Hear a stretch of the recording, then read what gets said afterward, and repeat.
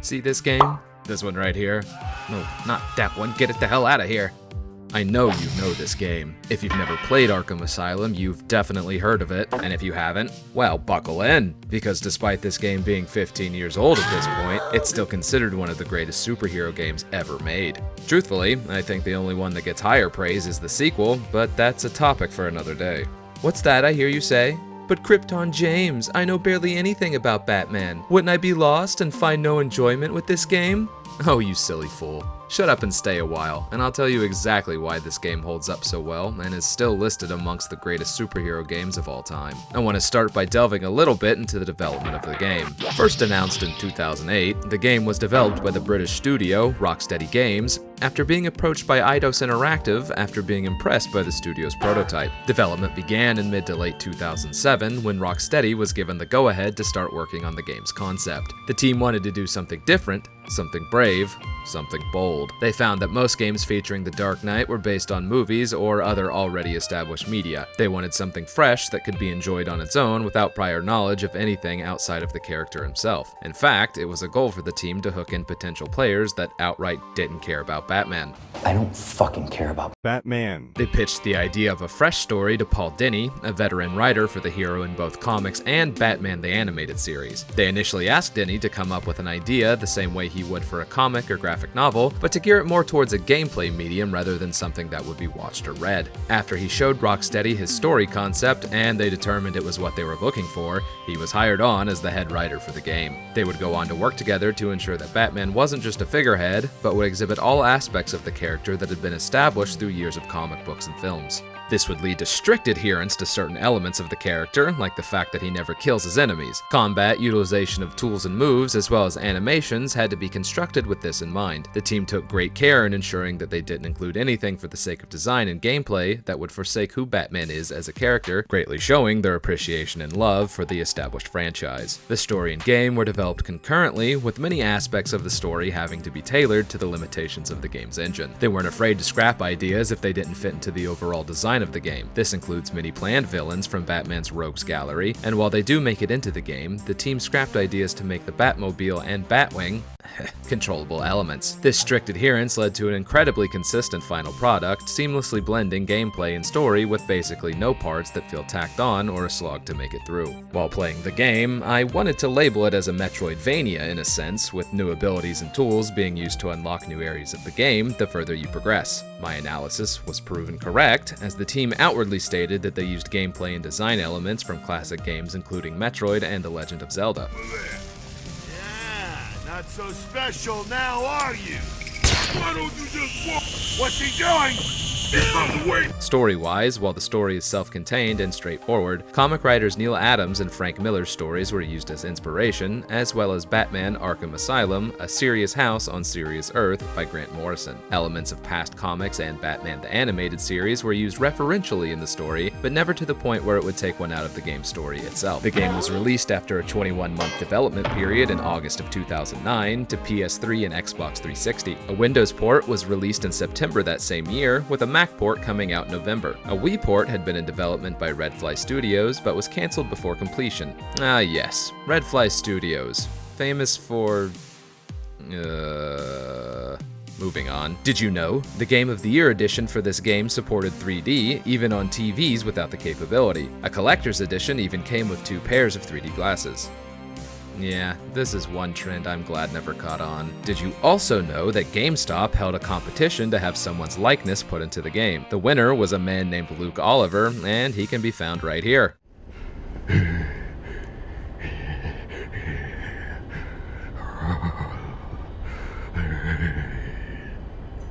I hope you didn't end up in a place like this in real life, buddy.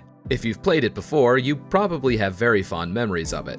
But when was the last time you loaded it up? Maybe it's been a while, and you didn't want your memories of the game to be ruined by it actually being a steaming pile of crap, or maybe you go back and play it every now and then. The people who've played it recently, or a few times, can attest, this game is polished. There are AAA titles that have been released in the past 5 years with less polish and engaging content than this game. polished brass, brilliant silver, mahogany, shining like a mirror. If you've been living under a rock or just genuinely haven't heard anything about this game, the premise is pretty simple. Joker allowed himself to get captured and brought to Arkham Asylum, where he breaks free and takes control of the place with his hired thugs and other supervillains. In true Joker fashion, he makes sure Batman is there while he does it so he can toy with him the whole time. The joke's on you. Ta-da! Honey, I'm home. Come on in.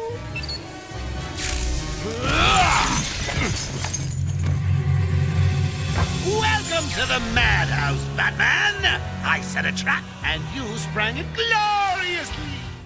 If you're not a long-time fan of Batman, or comic books in general, there is still plenty of enjoyment you can get out of this game. I've personally only ever read The Killing Joke, fantastic by the way, but I was never lost in any of this. As previously mentioned, the developers of this game knew that this would be many people's first introduction to the deeper lore of Batman and his villains, and made a lot of effort to make sure newcomers wouldn't be lost or outright uninterested. The main villain of the game is the Joker.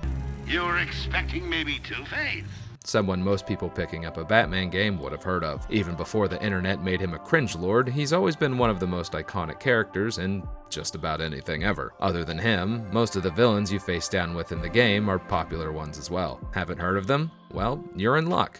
Every character, good and bad, has a character bio that you can read in probably about 2 minutes. There's no novel wall of texts, and everything is summed up pretty succinctly. If you want more info on some of Batman's enemies, the big ones you face in the game have interview tapes hidden around the map that you can listen to. You don't even have to stay in the menu to listen to them, and can continue on your journey with the tapes playing in the background.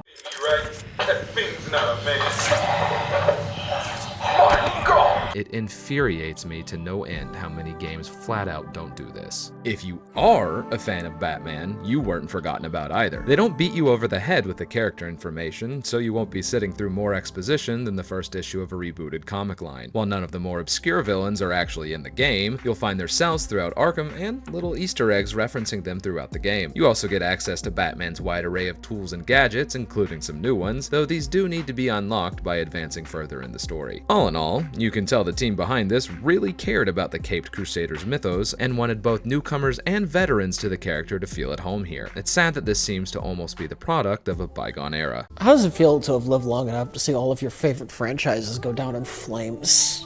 Feels great. I'm not sure if this game has gotten graphical upgrades in the years since it released, but it looks fantastic. Textures all look crisp, and the world is rendered with beautiful detail. A few of the character models and animations show their age, but it's never bad enough that it ruins the immersion. On the other hand, some of the models and animations still look phenomenal. Occasionally, I'd get some frame rate drops, but never in key moments and never for too long. Apparently, one of the game's animators spent basically the whole development time of the game working on Batman's cape, which uses more than 700 unique animations and sound effects, and it fucking shows.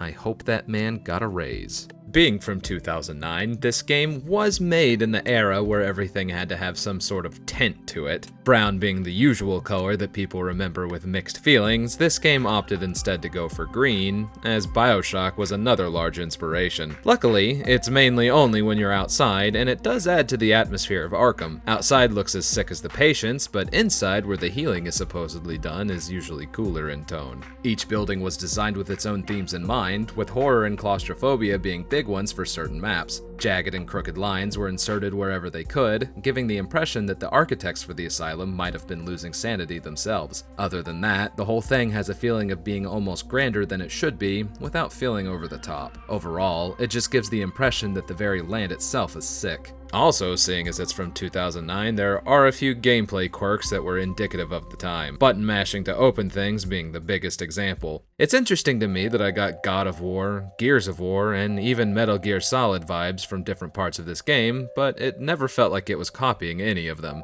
Combat feels similar to early Assassin's Creed games, but nowhere near as boring and repetitive. You can button mash and beat the shit out of everyone that way, but it'll end up taking you a lot longer in the end. If you time your button presses, you have a higher chance of landing critical hits, which take down enemies faster. You better time the counters right too, or Batman will swing his arms in front of his face before a bad guy gives him a well-placed knuckle sandwich. Take too many hits and the Joker, or whichever big bad you're facing at the moment, will come in and taunt you for dying.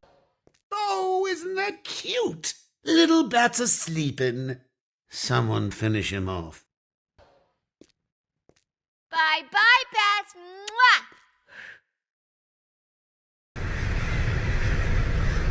And at the end of fear, oblivion. Bane's is still the worst though. The bat is broken! Speaking of combat, fun fact, this game almost had a rhythm-based combat system. Yeah, I'm glad they nixed that. Do the bad guys have guns?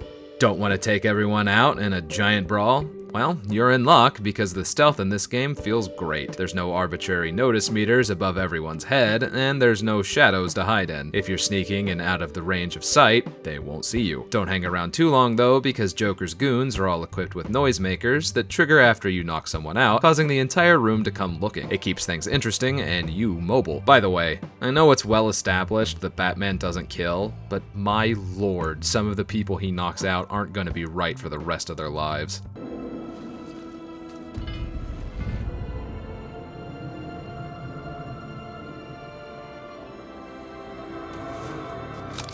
Part of what makes this game so great is that every encounter is like a puzzle. There's no real right way to solve anything, but there's plenty of wrong ways. A room full of bad guys with guns isn't going to be solved by running in fist first. You've got batarangs, but that won't do you much good when you're trying to knock out 4 guys with guns at once. Luckily, if you're caught, these guys don't have superhuman tracking skills and can lose you pretty easily if you move and hide. Detective mode gives you each enemy's position and status, so you can still move about the room and know exactly where everyone is. Take this confrontation, for example. I could just go in fists flying, but everyone here has a gun and would shoot me dead before I even close the distance. Not taking the time to analyze my surroundings could also lead to me getting surprised by a guard I didn't see before flying in. But if I hang from the gargoyles near the rafters and slowly pick off the guards while staying mobile, I have a much easier time of taking them out. Drop a couple, and I can make the risky choice of taking out the remainders, or I could stay in the shadows to continue picking them off. This almost forces you to put your mind exactly into Batman's shoes, and this is part of what makes the immersion in this game so fantastic. This alone reminds me why I love video games so much. Sure, tight controls and gameplay are fun and can provide hours of entertainment, but what gets me every time is learning how to be good at a game. When I get spotted in a game like this that's so tightly designed,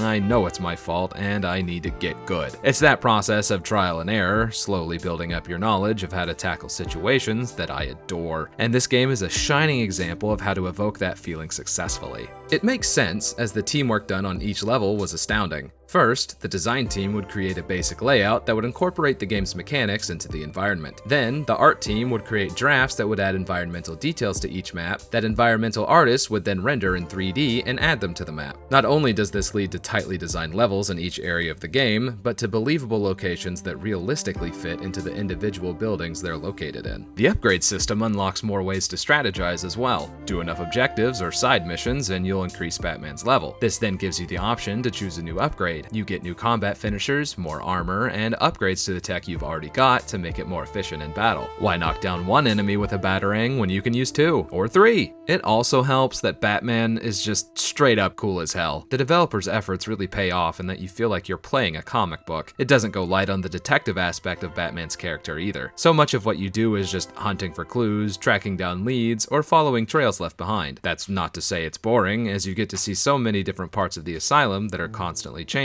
depending on what point you're at in the story. I don't want to talk too much about the gadgets you get yet, but it was an absolute joy every time you get a new tool. There are places hidden around the map that you just know you can get into, and unlocking a new tool makes your mind swim with all the places that you've seen that you can now access. One of the most famous aspects, or infamous, depending on who you ask, of this game is the Riddler challenge. Hidden around the maps are statues and puzzles left behind by the Riddler Riddler, and you won't be able to get them all without all the tools. There's 240 things to find, and some of them are very well hidden. When you find them, the Riddler will call in to taunt you by saying he's smarter than you, but his attitude changes the more you find. Easy, isn't it? Well, we'll see. We'll see. What? You're nearly done? Are you cheating? Looking them up on the internet? Tell me.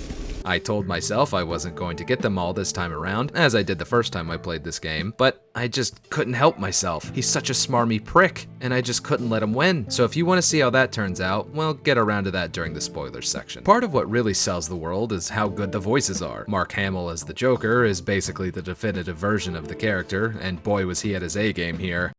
Hello? Is there a doctor in the house? No? Pity. I seem to have a pile of wounded henchmen that need medical attention. Not only him, Kevin Conroy as Batman is also as fantastic as it is iconic. Batman, what's happening? Joker's escaped. He sealed himself off. He's got your father. Dad. Don't worry, I'm getting him back. Okay, I know, but... Oracle, I'm getting him back. Joker will not win. I won't let him. All the actors really sell their roles. They stay in line with the characters enough to be slightly campy, but not enough that you can't take them seriously. Name a better Harley Quinn than Arlene Sorkin. Harley! What's he doing here? It's too early! I'm sorry, Puddin'. Don't be angry with me. Mwah! Go, you little minx. I can never stay mad at you. Sorry, B-Man. You'll have to find another way. Bye-bye now. The sounds are slick and really well thought out. The grapnel is satisfying to hear as you zip up ledges, which is good because you'll be hearing it a lot. Punches and kicks sound like there's real weight behind them, and I can even hear the door unlock sound playing in my head as I write this.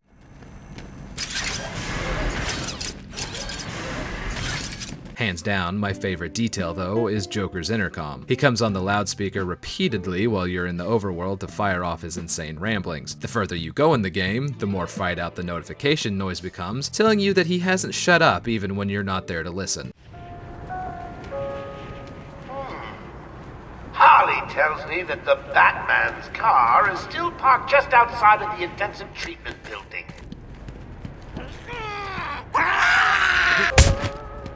Good evening, residents of Joker Asylum. Some of our crazy guests crashed the party early. When I say crazy, I mean real psycho. I know I said earlier that the story is self-contained, but there actually was a prequel comic given to people who owned a PSP called Road to Arkham, which is a bit odd considering that the game didn't release on the PSP, and what I found on the comic said it wouldn't be readable on the PS3. It was more than likely a marketing ploy to drum up more interest in the PSP, but I'm not sure who would be buying a PSP just for a one-off Batman comic. That's enough setup, so it's about time we make it into the story itself. If you've never played this game and feel like you might, I highly suggest skipping the spoilers section and just watching the end of the video. It's a fun ride from beginning to end, and it's a blast to play. I'll be talking more about the reception and legacy of it after the story breakdown, so there's more information there if that's what you're here for. Do yourself a favor and experience it for yourself first. If you just want to watch the video, then feel free to stick around. If you want to skip the spoilers, head here. Now that that's out of the way, here we go.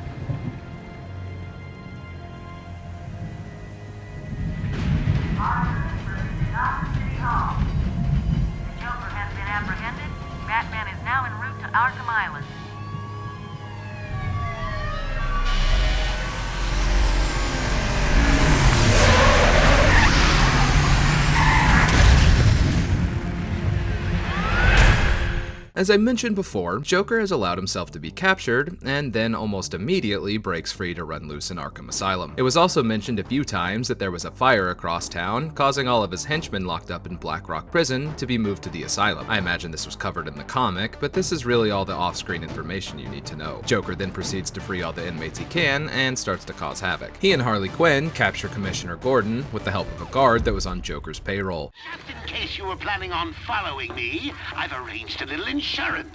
Gordon is on his way to Harley as we speak. Officer Bowles. If I see you trying to follow me, he dies. Harley's looking forward to it. Maybe I'll film it and post it on the internet. Batman uses the guard's alcoholism against him and switches to detective mode to follow the bourbon trail in the air to the guard's location. After taking out some baddies in the way, Batman finds that the guard has been killed and he'll have to find a new way to track his enemy's location. Joker must have figured out how I was tracking Gordon. Officer Bowles' trail stops here. Since it's a dead end, we gotta find something else to find the Commissioner. Eventually, you find his pipe laying in the spot he was taken, and Batman uses the tobacco from Jim's pipe to track him down. Damn, talk about your vices catching up to you. In true fashion, along the way are people that are desperately in need of Batman's help. This time, it's in the form of orderlies being captured and terrorized by Joker's thugs. One woman, Penelope Young, is surrounded by a particularly heavy guard. It's a good way to show you the versatility of your exploding spray, but there's a bigger reason for this. After you save her, she's adamant that she make it to the island's manor. I need to get back to the mansion. All my research notes are there. We can't risk Joker getting his hands on them. It's not safe, Doctor. The island's a war zone. You won't stand a chance. It's my life's work. You really don't have the authority to... I'll get her there, Batman. You ask me. It's about time for a little payback. On the way, you encounter Scarecrow, who uses a toxin to induce overwhelming fear in his victims. Father. You should have stood up to him, son. Like a man.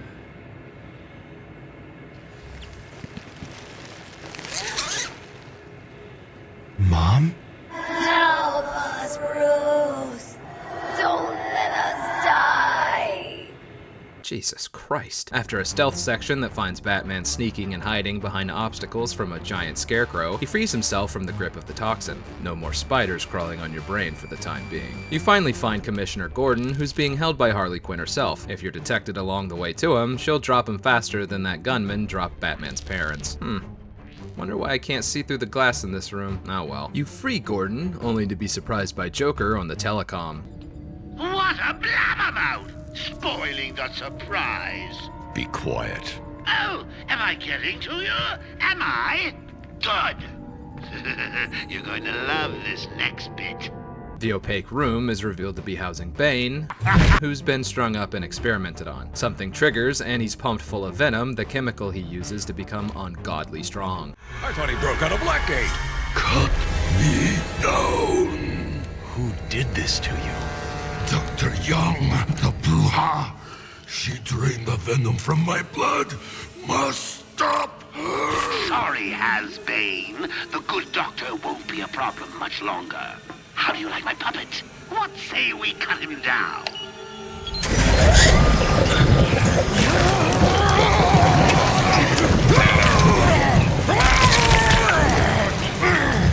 Gordon, run!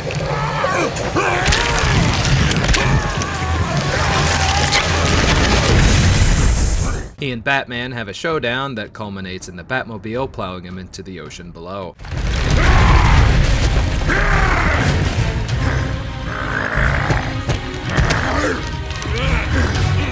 I will break you, Batman! Then the Bruja! No, Bane. This time I break you.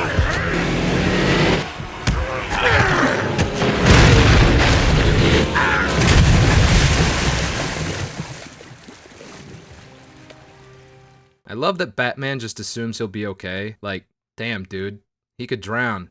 Nah. he's fine. Anyway, Batman convinces Gordon to leave on a boat, and then goes to find the Batcave he installed on the island years prior. Because of course he did. Some people might see him having access to a giant supercomputer and base of operations here as a little too convenient, but this is really in line with Batman as a character. Dude has contingencies for his contingencies. He then deduces that the venom Bane was using had been upgraded to a serum called Titan, and that it was Dr. Young that did it. That's why she was so adamant she make it to the manor, because that's where she stored her notes. She was also the one who had been running experiments on Bane and left him hung up to dry. She'd been working with Joker to do so under one of his aliases, so she had no idea that she was working with the criminal mastermind himself. She's just a shitty person. Joker wants the formula for the Titan so that he can make an army of super soldiers just like Bane to take over Gotham. Batman, of course, won't let this stand and makes his way to the manor, newly equipped with the Batclaw, a tool that allows him to grab onto obstacles that he can't reach and pull them out of the way. It's primarily used for vents that are too high for him to open by hand. This will be good for progression, but will be invaluable for finding Riddler statues. By now, you would have passed several you weren't able to get without the claw, and even more that require other gadgets, so backtracking for them is necessary if you want to find them all. Luckily, each area has secret maps that give you a general location for each one. Moving on, you make it to the mansion and beat your way through the hordes of enemies, tearing through the records looking for the formula. Of course, there are some people that need saving too, so Batman obliges to knock out even more baddies. After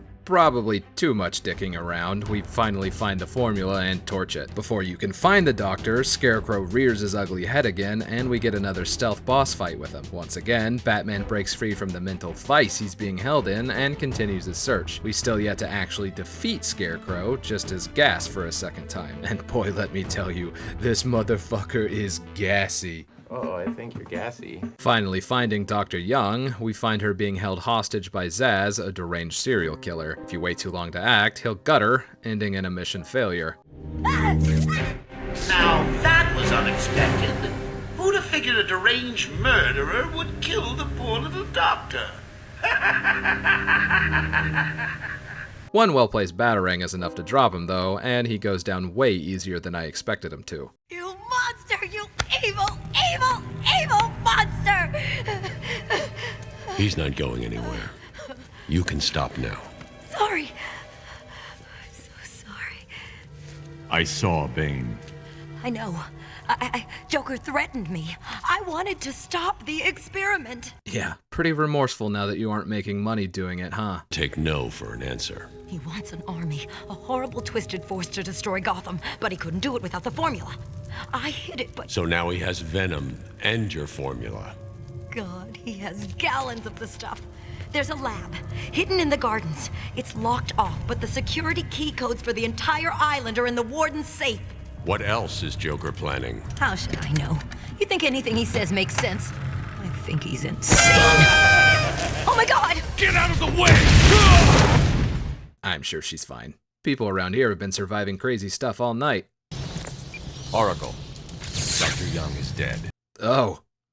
Well.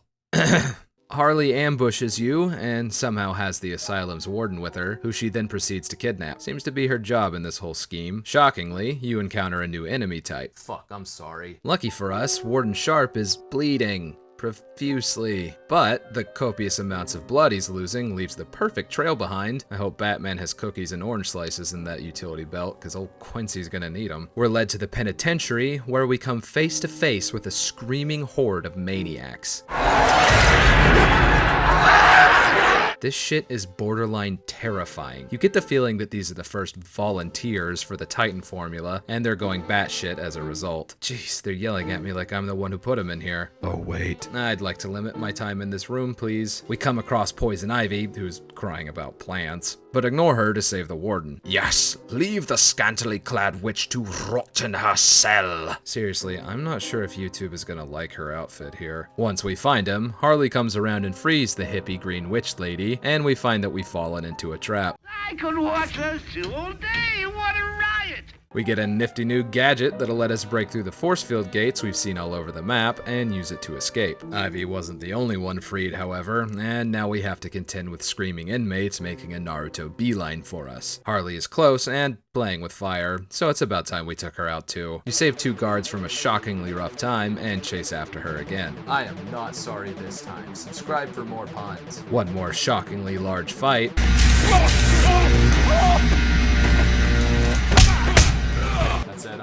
Batman finally apprehends the crazed physician, scans her fingerprints, and throws her in the slammer where she belongs. She lets it slip that Joker has a lab in the botanical gardens where he's synthesizing Titan, so we follow Harley's chlorophyllifyed fingerprints to the scene of the crime. Behind some secret doors, and after crawling through some ruins that you can't grapple onto, we finally find Joker's lab where he's been creating and storing Titan. As a test, he shoots 2 of his henchmen with the stuff and then runs away like he usually does.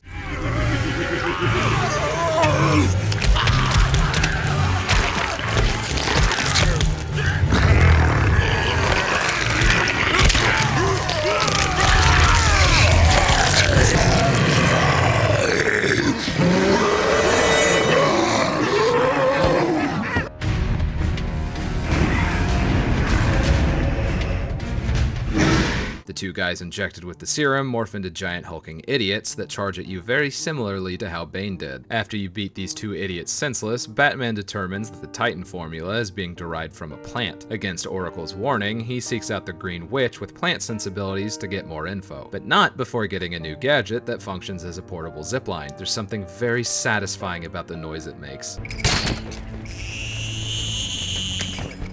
After threatening to do some basic pruning, Ivy lets it slip that the Venom plant has a natural antidote that also exists somewhere on the island. Just so happens that somewhere is in Killer Croc's lair. You know, this guy. Get ready. Keep your weapons trained on it at all times. Looks angry.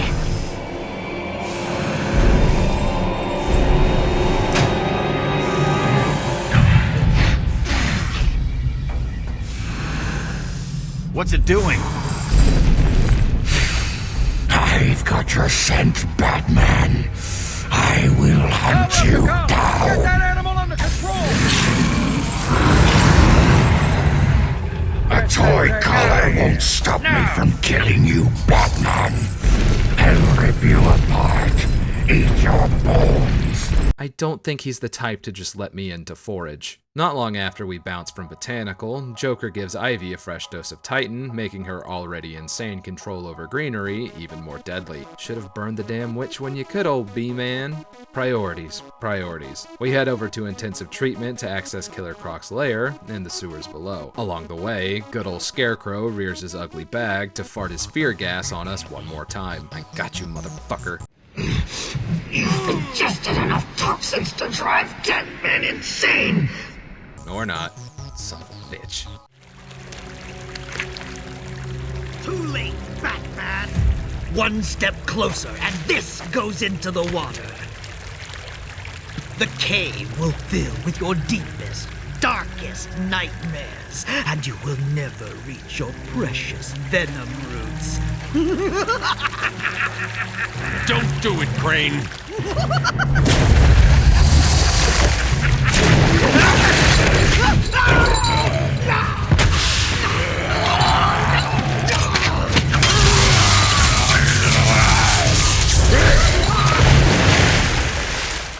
Okay, I'm cool with this. You've got to walk here, or Killer Croc will bust up through the water and fuck up your day. The whole place is a maze, but it's not too hard to find the samples you need. Once you do, Croc comes at you like an overzealous park ranger for foraging too much. My caves will be your tomb.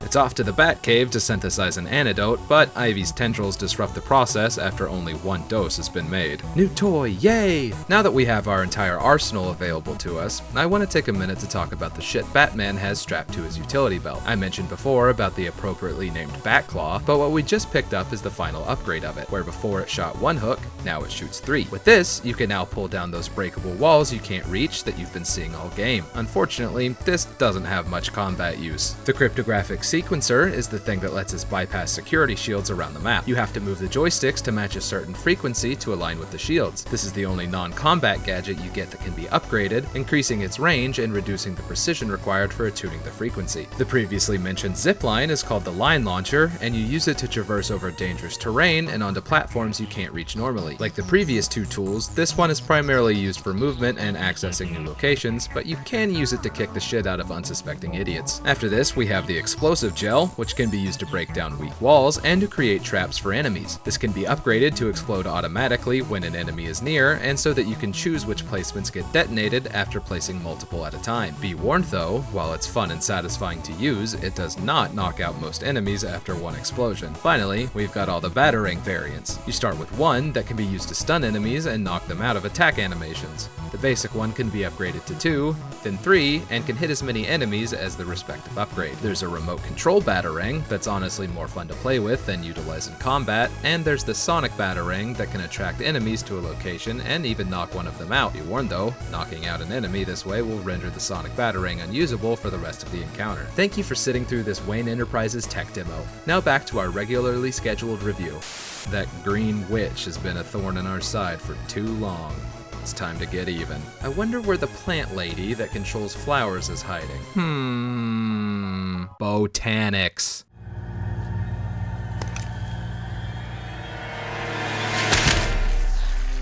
I won't let you destroy it, Batman. I told you to go to your cell. I was a fool. I thought the plants were in pain. Now I realize they were evolving, growing stronger.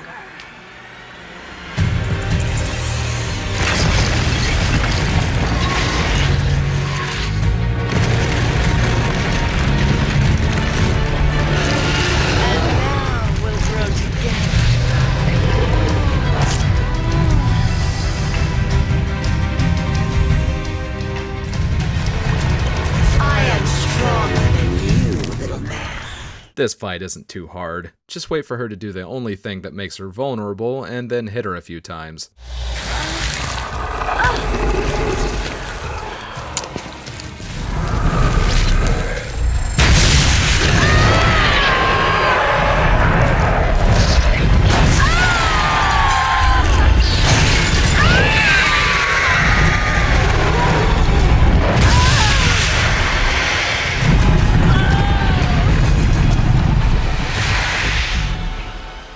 Pyres will have to wait, Ivy. There's bigger fish to fry. Joker is finally ready for you and has graciously allowed Batman to find him. First things first, we've got another green baddie to take care of. I only just now realize how many of the villains in this game have a green something going on with them. Oh well. After taking the time to find all the trophies and all the items on the scavenger hunt, the Riddler's position is tracked down and Batman alerts the authorities. Of course the sanctimonious asshole has to call us while he's being arrested, and boy is it fucking sweet.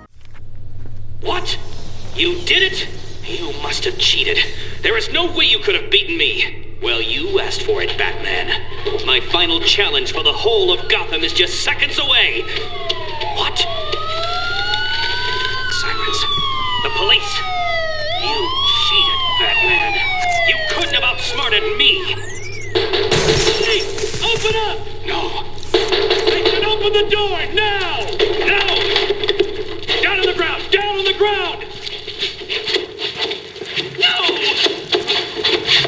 Tell me, how did you work out where I was? Do you hear me? I, Edward Nygma, I debated on where to put this into the spoilers, but seeing as it's part of the Riddler challenge, I suppose here's the best place to do it. Hidden around the map are stone slabs featuring a beetle with some circular writing on them. Scanning them reveals a story told in first person by someone going by the Spirit of Arkham. Initially, it's implied that the narrator is the first warden of the asylum, Amadeus Arkham. He starts as a man genuinely looking to help the criminally insane, but has a change of heart and believes the best solution is to make sure they die in his asylum. As the narration progresses, he begins to mention Batman and some more modern villains that he locks up. So the ghost is watching from the walls? Wouldn't be the strangest thing to happen in this universe. Ultimately, it's revealed that the Spirit of Arkham is none other than the asylum's warden, Quincy Sharp. He developed a split personality stemming from schizophrenic personality disorder and the discovery of Amadeus Arkham's writings in his library. By the time you realize this, however, he's long gone, with only Clayface having paid any attention to it at the time. Yeah, bet you didn't see that coming now, did ya? Anyway, back to the celebration. Gang's all here. You okay?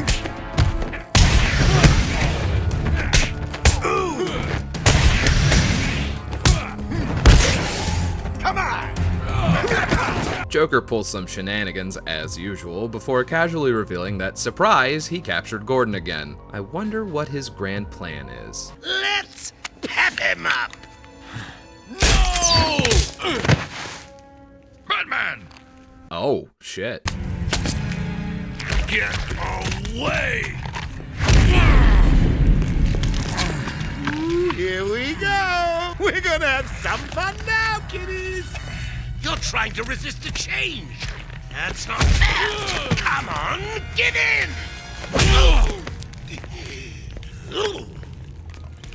So, you wanna play hardball, Bats, do you? Your call. Pickle, pickle. No! Oh, you're ruining my big night! Months of planning down the crapper! I just wanted to bring down your grim facade and for once let you see the world as I see it, giggling in a corner and bleeding. But you've denied me even that. I have nothing to live for.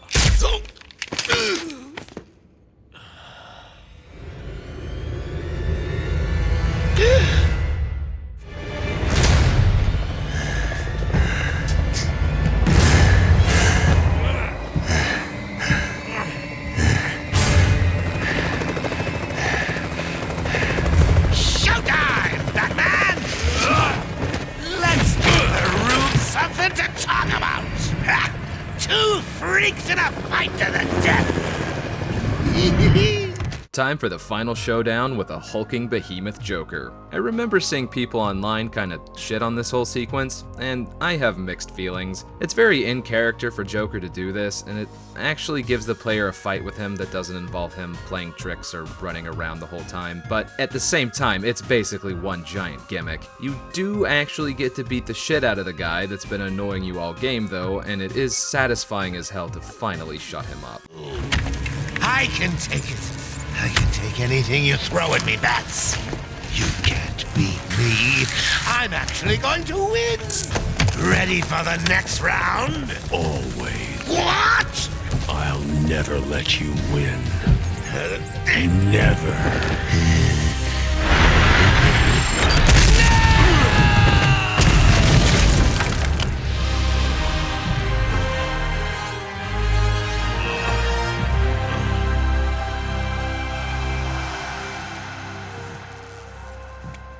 And with that, everything's back to the way it should be. The supervillains are all back in their cells, and Batman flies off to stop more crimes somewhere in the black heart of Gotham. So, what can be said about all this? Is the story earth-shatteringly mind-blowing? No, not really. Is it fun as hell and a joy to experience? You bet your ass it is. I know I've said it before, but it's so refreshing, even though this game is over a decade old, to see a game with an existing IP where the developers actually cared about the source material. Even beyond that, the game is polished to the point that you can feel the love and care oozing out of every frame of the game. Putting on my writing degree cap, I have to wonder, what was this story trying to convey? What was its meaning? I think, ultimately, it tells the same story that a lot of Batman narratives tell. There might be a lot of bad people out there, but all it often takes is one good person to save the day when everything goes to hell. Or that Batman is a badass and can't be defeated, I don't fucking know. Critical reviews were pretty stellar across the board, as you might imagine. The lowest score was given by Edge magazine at an 8 out of 10, but that was still considered an excellent game by their standards. Most everything was highly praised, including combat, progression, and with particularly high praise being given to the voice talent. Unsurprising, I know. The biggest aspect that was criticized were the boss battles, and I'm honestly not surprised. Most of them were underwhelming, especially the fights with Bane and the Joker. Other than that, you have the now frowned upon tradition of waiting through a boss's cycle until they do the very thing that allows you to hurt them for seemingly no reason other than to provide you a weak point. Killer Croc's fight wasn't even a fight, it was a flight.